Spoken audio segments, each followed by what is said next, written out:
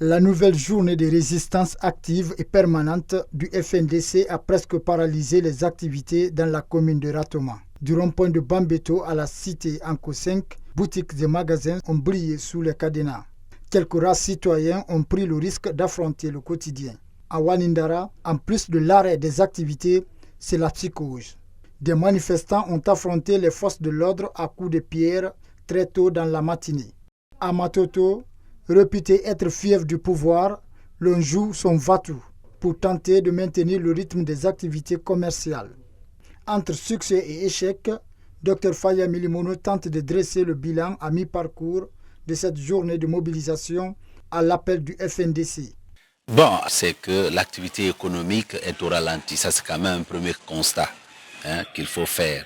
C'est vrai que dans certains marchés, vous trouvez des femmes qui sont là et qui vivent le quotidien, on comprend.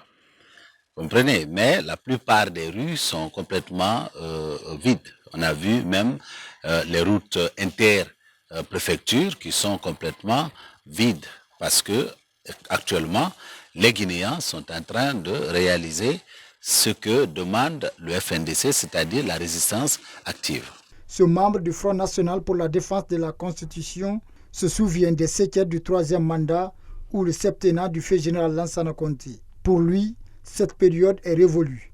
Je ne sais pas si le général Lansana Conté, pendant les années qu'il a faites après la modification constitutionnelle de 2001, si il a véritablement bien dormi.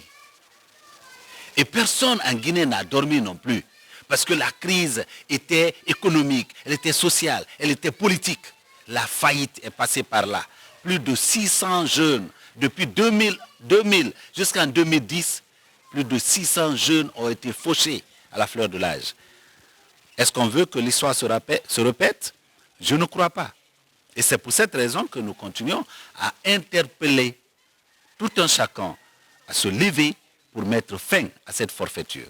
Sur les réseaux sociaux, des images font état d'un blessé par balle à Wanindara.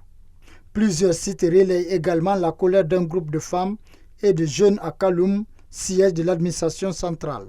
L'on apprend également que le Parlement européen a voté une résolution demandant à l'Union européenne et ses États membres de suspendre tout financement et de fourniture de matériel de sécurité et de répression aux forces de sécurité de Guinée.